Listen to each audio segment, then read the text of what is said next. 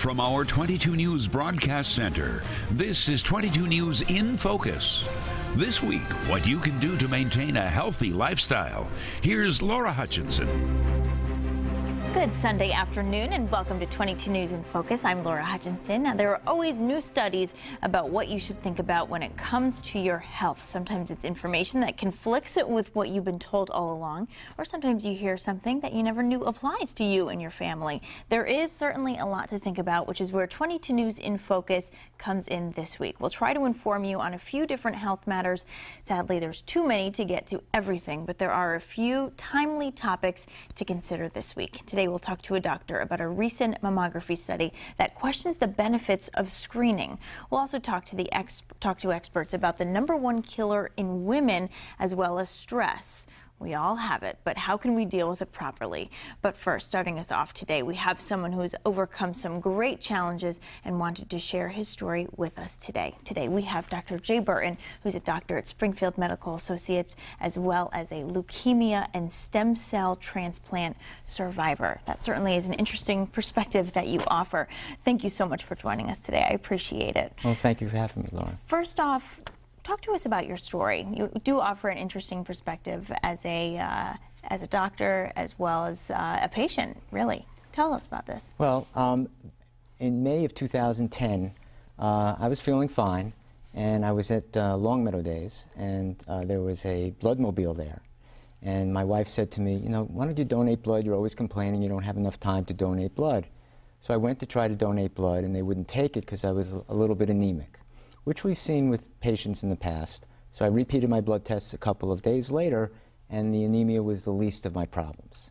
That week was a very busy week, family-wise, but it got a whole lot busier based on this. And I was diagnosed by a bone marrow biopsy with acute myeloid leukemia, and again, I felt fine. But because of it's being acute, you have to deal with it very quickly. So I had to tell my whole family, I had to tell my partners, and within a week and a half I was started on chemotherapy. And went through the chemotherapy at home because I was feeling fine, but within 2 days after that I developed pneumonia and had to be hospitalized, and was hospitalized for about 5 weeks. The good thing about all that is that the chemotherapy, which almost killed me, put me in remission. So I've been in remission since July of 2010. However, because of the type of leukemia I had and because of certain genetic factors, I needed more intensive therapy, and that included more chemotherapy and then ultimately a stem cell transplant in October of 2010. And I'm glad to be able to say that while there are a whole lot of bumps along the way, I've remained in remission, and I've been back to work for the last 2 years. Wow. And had your wife not pushed you to give blood, it seems like this might not have gone the same way. Do you think that you had some early advance notice there? Or? Not really. I did have a very mild skin infection, but it improved very quickly with antibiotics. And I was very lucky because we were actually planning a summer vacation with the family a month later. And I know I would have gotten very sick, and it would have been not the most best of circumstances. Now, what's interesting is you've built a career as a medical professional, and then you ended up going through something very traumatic yourself. Did you discover anything that you hadn't learned out of a textbook or in medical school or even practicing? How did this sort of change your perspective on things? Well, I learned, in medicine there are general physicians like I am, and there are subspecialists. And there's a difference. You think differently. And I learned that firsthand. My oncologists, I have a local oncologist, and I also ended up going to Dana-Farber, where I had my stem cell transplant at Brigham and Women's, where they do their inpatient care. But I realized that cancer doctors treat cancer. They don't really look at the everyday other things. It's not their forte. It's not what their focus is. So when I was going through my treatment, I actually did a lot of my own primary care. And I actually told my oncologist, you know, a few things that he wasn't going to be focusing in on. So what I realized was, I'm a doctor, and I'm doing this. This is a unique situation. There are patients going through this all the time. They don't have that expertise to be able to say, you know, what is it should I be doing? When should I be doing it? And I realized that, you know, I'm fortunate enough to be able to survive this now, almost 3.5 years. I need to be able to take that type of information and kind of pay it forward. Yeah, and that sort of brings us to what your goals are in the future. I know that you have groups you'd like to start up. There's also an event coming up. Why don't you talk to us about the event? Well, the event is re-welcoming the Leukemia and Lymphoma Society to Western Mass. They really haven't had a presence for quite a while, and I've been working with two people, Kara Sawyer, who's an RN, and Marianne Polyologopoulos, who's a social worker. And Kara ran a social, a blood cancer support group in the eastern part of the state, and couldn't continue to do that, but she wanted to set something up in the western part of the state. So the three of us have gotten together, and we're going to have a kickoff event on March 4th at the St. John's Church Parish Center in Agawam, and the Leukemia and Lymphoma Society and Springfield Medical Associates are sponsoring it, and it's a way to announce that we're going to have a monthly blood cancer support group. The event itself is on March 4th at 6 o'clock. The support group's going to start on the fourth Thursday of every month, starting on April 24th at the same St. John's Church Parish Center in Agawam. And hopefully that's just going to be the first of many other cancer support groups for other types of cancers that we want to start in the Valley. That's great. And this is open to the public, the March Correct. 4th. It's free. There actually will be a dinner that's being supplied by EB's Restaurant in Agawam, and it's to let people know, you know, we have a lot of services in the Pioneer Valley, but they're kind of scattered. There's not a whole cohesive part to this, and this event is going to announce the first support group that we want to be involved with in terms of blood cancers. But it also, I'll have the opportunity to talk and tell people about something I'm developing, which is called a primary care cancer survivorship program. Yeah. And that is something that is very unique, and I don't believe is being done anywhere else in the country. The cancer centers, to continue their accreditation, are mandated to have what are called cancer survivorship plans, where after patients go through their cancer diagnosis, treatment, any complications from either of those, that has to be put down in paper now, and has to be presented to the patient at a visit before they're finished with their treatment. The problem then is what happens after that. The cancer doctors, they're good at taking care of cancer. They're not good at primary care, but a lot of people are find it very difficult to detach themselves from their oncologist after they've been through such an ordeal for a lot of people. Primary care doctors, some people just are not comfortable taking care of cancer patients, so they don't feel that they have the adequate information. So this group would do that? So this is what I want to do.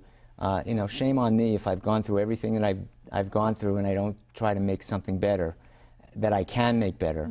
And so what I'm starting is, within my group, we are starting this program, and we're going to be working, you know, with various doctors and various organizations throughout the Valley to try to coordinate care better for cancer survivors. Wow, that really, truly is an inspirational thing for you to do. How very unselfish of you. And I do wish you luck with all of this. Thank you so much, Dr. Jay Burton, for coming on and sharing your story and talking to us about these events and your future goals. Thank you so much, and good luck with all of that. I appreciate you coming on to talk to us about it. Thank you very much, Laura. Thank you so much. And we have a lot to get to today, including also a discussion about mammograms, skincare, and handling stress. But we are going to talk about why so many people were wearing red this month. Stay with us. You're watching 22 News in Focus.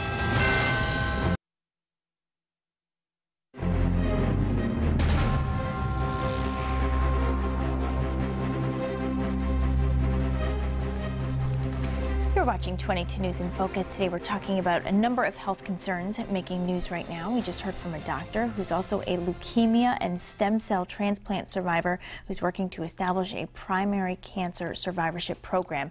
Later on, we'll talk about taking care of your skin, handling stress, and when women should be getting mammograms. But first, you may have noticed a number of people wearing red this month. It's all part of the Go Red for Women campaign. And joining us now to talk about the campaign and what it means to her personally, we have Angela Smith, who's an RN and the Stroke Program Clinical Manager at Holyoke Medical Center. She's also one of the 2014 leading ladies for the Go Red for Women campaign. Thank you so much for joining us. I appreciate it. Thank you so much for having me here today, Laura. Of course, you're wearing red today. We saw a lot of people wearing red this month.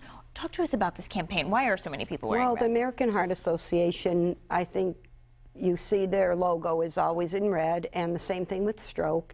And Heart Month, Valentine's Day, red, it just seemed like a great segue into people wearing red. And since I've had my career in healthcare, I've done a lot of cardiovascular care and neurovascular care. So I was selected this month as an ambassador from the Heart Association to promote health, empower women, get excited. And red makes you feel good. It just makes you feel vibrant, bright. I never wore red until I started this job, and I love it. So I love seeing red out there, so it does draw attention to people. It does. Now, do you think heart disease gets as much attention as you think it needs to get?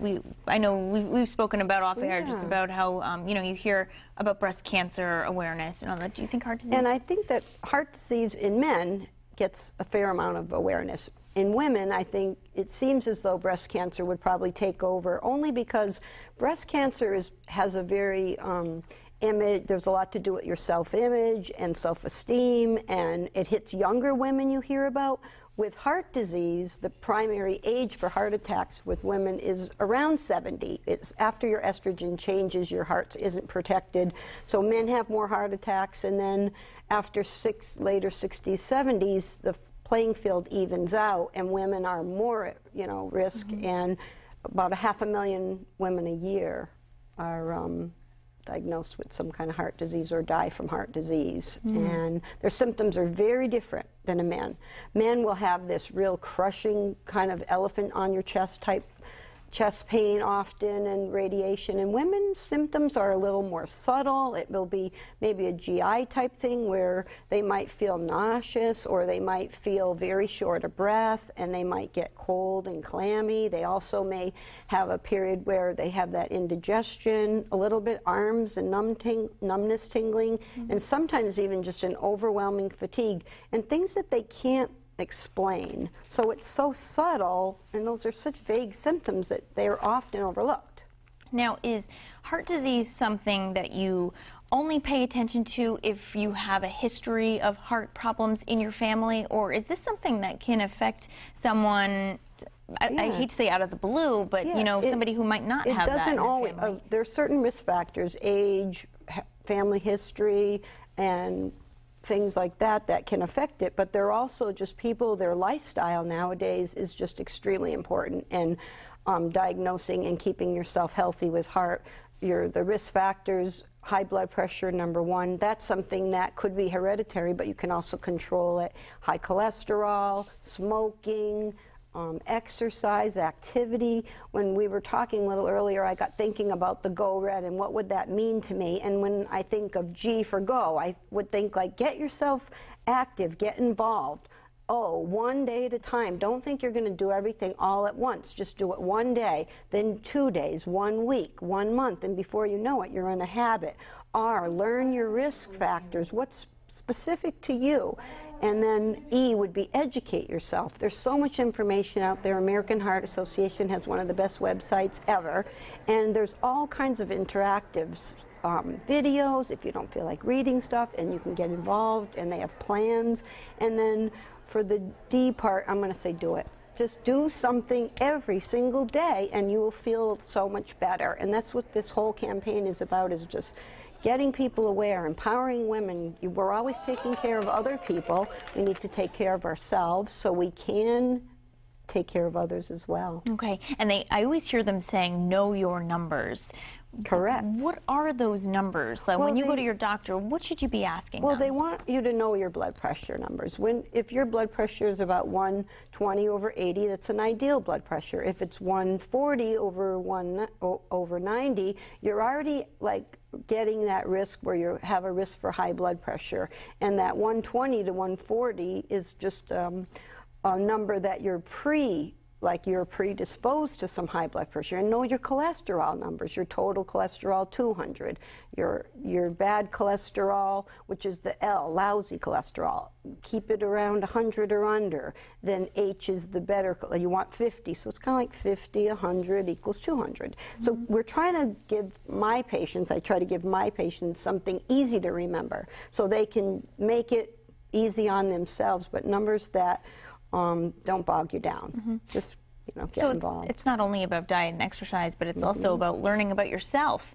Many times your doctor knows this information, but you might not think to ask them, what are you writing down? What do things look like? So you can be on And top a lot of of it is common sense. It's good habits. It's eating well. When you go to the grocery store, I tell my patients, it's really not what you eat, it's what you buy.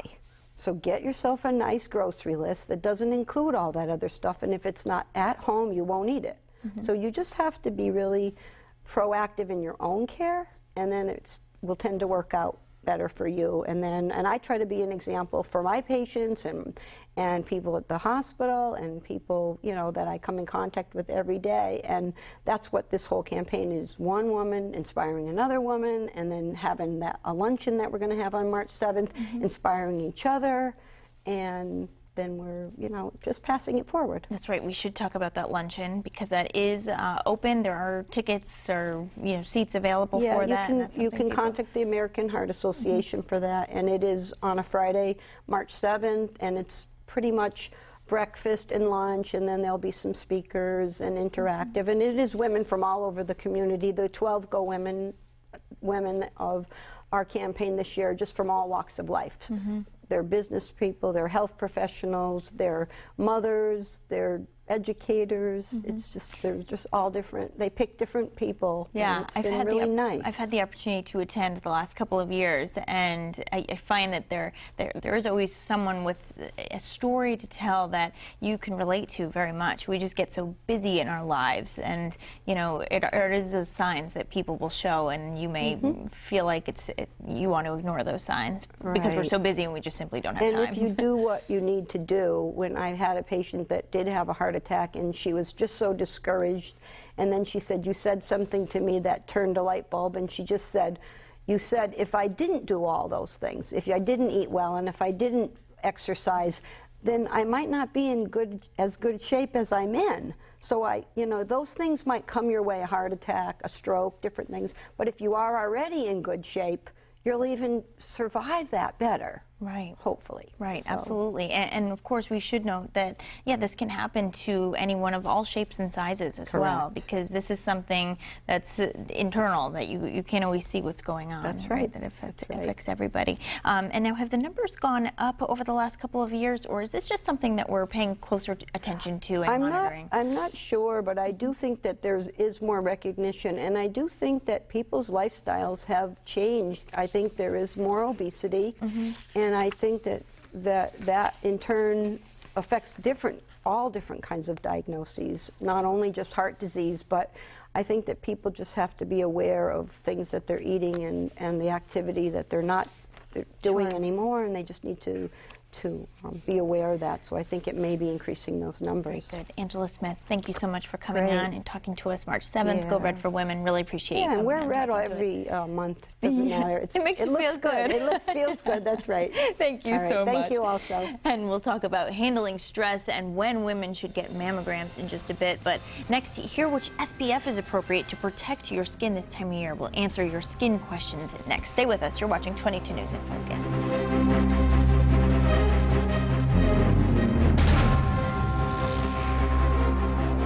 You're watching 22 News in Focus. Today we're getting some of your health questions answered. Joining us now we have Lori Sorcosta, who's a lead esthetician at New England Dermatology and Laser Center, to help answer some of our skin questions. We all want younger, healthier looking skin, and you're here to talk to us all about how we can do that. So let me ask you, in the colder months, many people aren't thinking about protecting their skin because it's just freezing cold. That's more of a summer thing than we think about.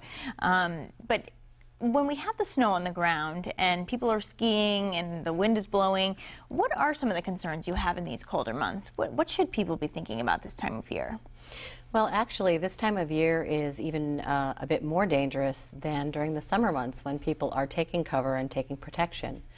The snow is reflective, without a doubt, and what happens is when you're, let's say, skiing, walking the dog, anything along that line, you're going to get that higher risk of reflection. You're not only going to get, because most people will cover, they'll wear a hat, they'll wear a jacket, but they won't put on the sunscreen and protect their skin. And what's happening is these reflective rays are actually coming up and making things even worse. So what is the best way to protect your skin in the wintertime? Would you actually suggest wearing SPF on a daily basis? Absolutely. You should wear a minimum of an SPF of 15 every day. And there are all different types of SPFs. There are UVA, UVB blocks, there are physical blocks, there are chemical blocks, and really what you should be doing is getting into the practice of using a sunscreen daily. Before you even walk out the door. So how do you find which one is best for you? Is everyone one size fits all? Everybody should be wearing 50 SPF or so? How do you find something that really suits your skin? No, there are many kinds, many types. Some people have issues with the texture of a moisturizer versus a sunscreen. There are moisturizers that contain sunscreen. There are makeups that contain sunscreen. So basically it's a personal choice. Okay. What ends up happening is you'll go and the main thing you're looking for is you want a physical block. You want something that is going to actually create a barrier between you and the rays. So you want something that is going to be broad spectrum. Ideally you want something that is a physical block. That would mean either zinc oxide or titanium dioxide. With a zinc oxide product, which is usually the preferred, you want at least a 5% amount of the zinc oxide in your product. But again, it can come in many forms. What you're going to use on your face is not necessarily going to be what you're going to use on your body. If you're engaging in sports activities, whether it be skiing in the wintertime or at the beach in the summertime, for your body you're going to want something that's going to be waterproof or weatherproof, something that's going to be a little on the heavier side for your body. But again, getting right back to that, using a physical block. Now you're using the word block. Is sunblock different than sunscreen? Well, yes and no. Technically, you cannot call a sunscreen a sunblock because nothing is 100%. If you get, let's say, a physical mineral-based block, it's going to be about 98% effective. But you still need to reapply. You know, everything is going to be, you know, after a certain amount of time in whatever activity you're doing, whether it be swimming or sweating, anything along that line, it's going to wear. So you do really need to reapply. Which is why they're now preventing you from calling anything a block. Oh, everything is a screen. And how often should you reapply? What's appropriate? It depends on the amount of block. Basically, what you're looking to do is, if you're using, let's say, a 30 block, That's probably going to last about 3 hours or 300 minutes. Basically, it's about a minute per percentage. Oh. So let's say it's going to last you 300 minutes. However, it gets weaker toward the end. So what you want to do is you want to think about reapplying at about 2 hours and 260 minutes. Okay. That's interesting. Now, another thing people are doing this time of year is looking to escape the cold, because this is when people start leaving for vacations and taking off.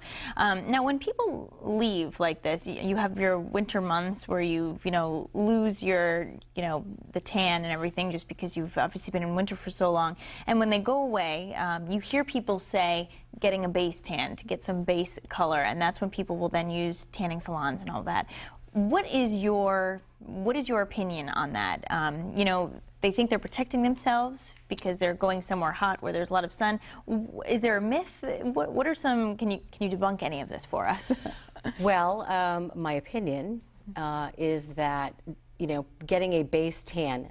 When you see someone who's tanned, they have sun damage. It's right off the bat. It's sun damage.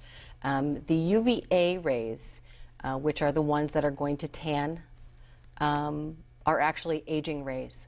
So if you want to stay looking young forever, don't go in the sun. The UVB rays are the ones that are going to burn. But getting a base tan, I think that's pretty much a myth. If you're going to get a tan, you're going to get a tan one way or the other. However, I will tell you that most tanning salons or tanning booths are primarily UVA rays. So they're going to be your more aging rays because they're going to tan you. Okay. So sounds like that's not a healthy choice. Not a healthy You think choice. You're doing something good for your skin, but it might not be the best thing to do. Correct. Okay. And how about clothing? What's the proper clothing that people can wear? Is there anything that you can wear that actually protects you from the sun? If you do have sensitive skin, if you're prone, if skin cancer runs in your family, that sort of thing, what's some proper attire that you can wear? Well, if skin cancer runs in your family, the most important thing is to get checked. You should get checked yearly. However, there's a lot of clothing out there, some actually very nice stylish clothing, UPF shirts that are 50 plus, hats that are 50 plus, polarized sunglasses that are going to protect your eyes. So yeah, there's definitely all types of wear out there. Where can you find those types of clothing? Is it marked on tags when it's Yes, it is. special like yes, that? it is. Okay. I know Columbia, the brand, not that I'm pitching anyone, but Sure. Columbia, the brand, carries them. You can find them online. We do carry some at the office as well, some hat wear. Yeah, it's all over. So you can just read the tag and see that it Absolutely, will it'll specify. say right on the tag, 50 UPF. Very good. Laura Sarcosta, thank you so much for joining us. I appreciate it and offer all this good advice so that we can have younger, healthier skin, something we all want. Thank you so much for joining us today.